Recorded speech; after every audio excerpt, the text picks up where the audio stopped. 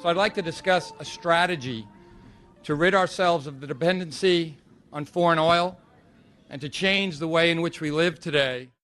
Instead of spending $1 billion a day to import foreign oil, we should make cars that don't use a drop of fossil fuel.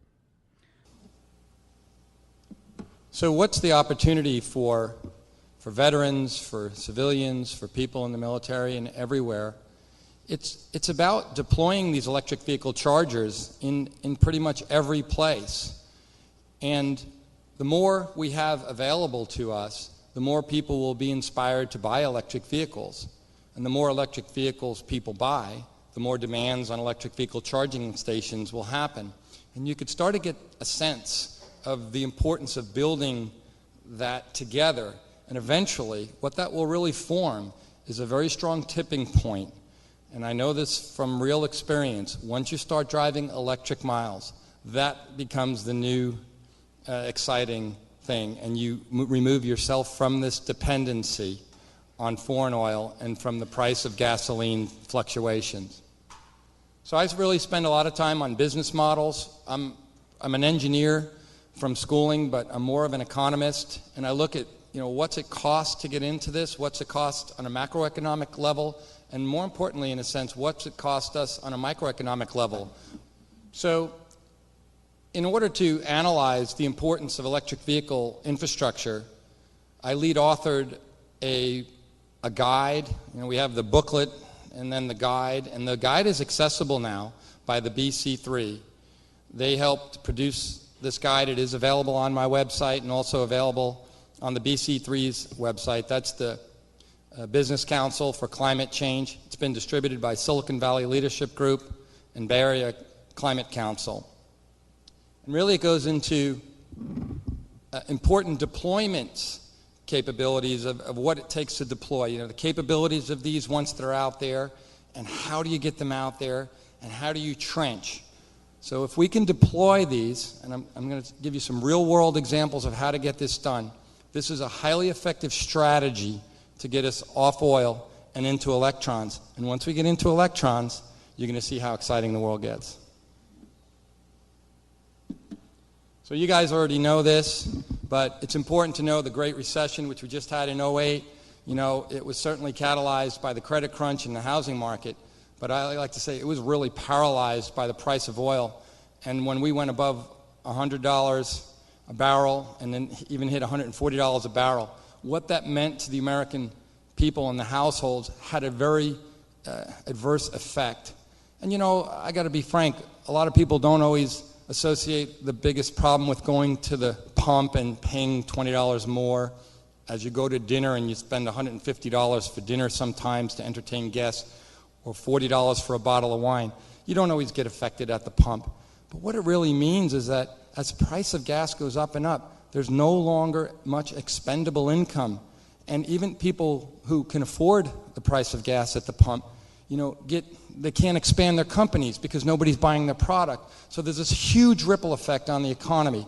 And there really is this horrendous situation happening. The world is a very different place now. And although we are free and we're Americans and we live in the best country in the world, we really have some challenges ahead. And this is a solution, a true military deployed solution on the front lines here in the U.S. I'm going to talk a little bit about that, how you can get involved. I hadn't mentioned the climate, but I touched upon it today in the keynote. I don't think people realize, and normally I like to take a leaf blower right now and start it up, right? And people look at me funny and go, what are you doing? It's horrible. We're in a closed environment and you're just spewing all this sort of carbon, and it's toxic, and it's, why are you doing this?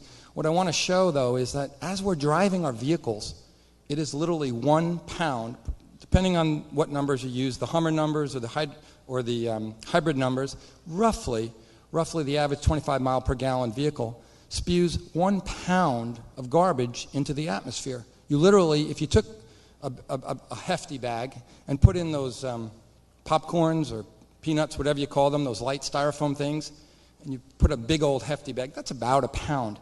Every mile you drive spews out a garbage bag full of carbon that goes up into the atmosphere and hangs there. It's real.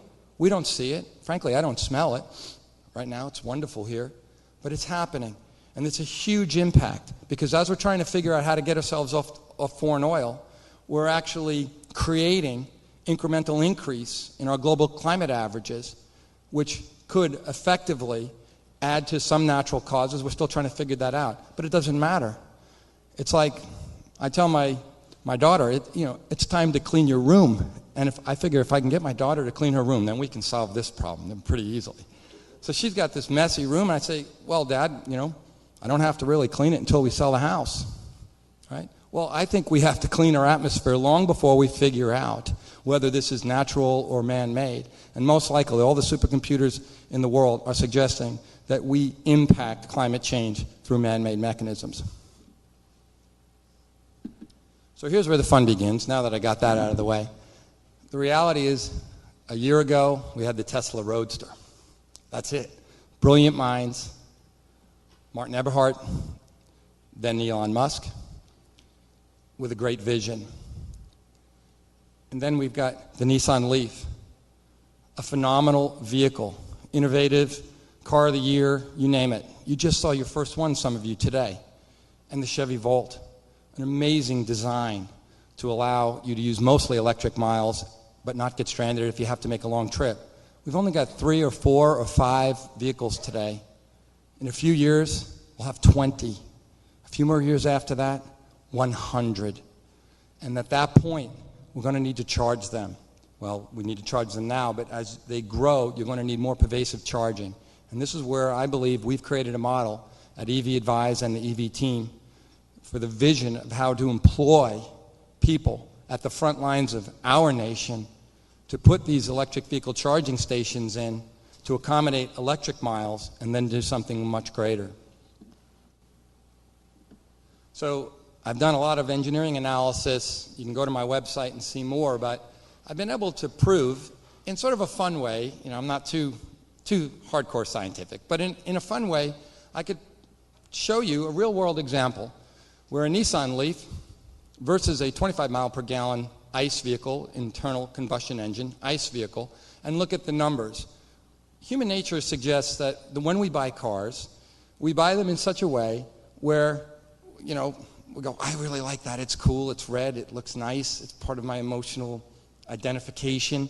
Oh gosh, it's too expensive, I really can't afford 19 or 90,000, but I'm going to kind of reach into the checkbook and buy it. And that's human nature. We're wired to the sort of immediate response. But if you do a little analysis, and this is what my company does, it'll show you that that decision to buy an ICE vehicle is going to cost you dearly over the use of the vehicle. I tell the story, I was at a San Francisco event a few weeks ago, and we launched this new document. And we were celebrating a little bit, and I went to the dinner club afterwards, and some 25-year-old kid, sort of handsome dude, and he was all excited about where he was going. He'd worked for his very wealthy dad, who is a contractor, a big contractor. I won't name the name. And he just went out and bought a Mustang, and it was cool. And he got this assignment to go from San Francisco to Los Gatos, which happens to be where our company is. And he was complaining, and he said, gosh, it's costing me $120 a week to drive now. You do the math, it's almost $500 a month. Now this kid is, he doesn't have that kind of money. And I kept saying, well, I looked at a Yahoo ad the other day and it said the fastest cars for under 20,000. And there was a picture of the Mustang. And frankly, Ford is a phenomenal organization. You're going to see Ford come up with a host of innovative electric vehicles, great telematics. These guys are innovative. They're using Intel. They're bright thinkers. They've reinvented the company. But when you buy that Mustang, that's an ICE vehicle today, and like this kid did, he doesn't have any, so he buys a vehicle to get there and back, but he can't afford a date, so he's got no girlfriend, so he's got no more money left. So needless to say, that's why he was drinking at the bar. So I've done this analysis. We could save up to $19,000 if you commute 37 miles there and back from work and get to charge at home at PG&E's newly introduced 5.6 cents a kilowatt hour rate at home. Not everybody can get it. This is best case analysis for the scientists, or the press. Don't have a field day. But if you do this analysis, you can save $19,000 over the life of that 6-year period if you do 108,000 miles. And I would argue that you save $250 a month. That's at gas at $3.85. You save $250 a month. If you put that in a 4% interest-bearing or mutual fund, you'll have over $20,000 in 6 years. You can buy your next electric vehicle for free. And we can talk more about that analysis. It's doable. So let's look at the growth of this market. Electric vehicle charging infrastructure is a huge market. Some pundits suggest that for every one vehicle out there for an EV, there should be at least 2 chargers. It makes sense. Obama talked about 1 million electric vehicles. Our numbers from Frost & Sullivan, it could be 1.5, it could be 2.2. There's some other numbers that suggest it'll be less than that. But as long as there's electric vehicle charging infrastructure in the world, we can see this really start to take off. So our company does all the analysis on what it takes to deploy electric vehicle charging infrastructure and how to get it done and what are the business models around that business. And we've come up with some innovative models, and we'd like to talk to you about that. So where do people charge? They charge at home, number one place. But guess what, folks? 55% of the population doesn't live in a house. They live in an apartment or a condo.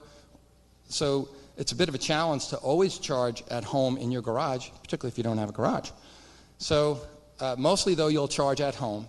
But the next place you'll charge is at your place of work. And I touched upon this in the keynote. It's about having your company pick up your travel tab. Well, it's not interesting. It's an aspiration for higher education. Go to school, get smart, deliver your thought to the world, get paid for that. And there's certainly compensation issues and IRS issues which will get worked out. But for pretty much the price of coffee or soda, if the company chooses to, they can either offer these charging stations to allow the driver to pick up the tab or the company to pick up the tab. But either way, if the company picks up the tab, you're basically not only removing yourself from the dependence of a $5 gallon of gas, or even if it's $4, I don't care if it's $3.50, you're going into 10 times less for electron miles. And if your employer picks it up, you're traveling for free. You're converting your brain power for miles. Today, companies like Coulomb Technologies, Ecotality, AeroVironment, Clipper Creek, and Better Place have availability of these charging stations and get them deployed at a certain rate that they can. And in a sense, they're limited in their ability to deploy these at such a rapid rate that is required.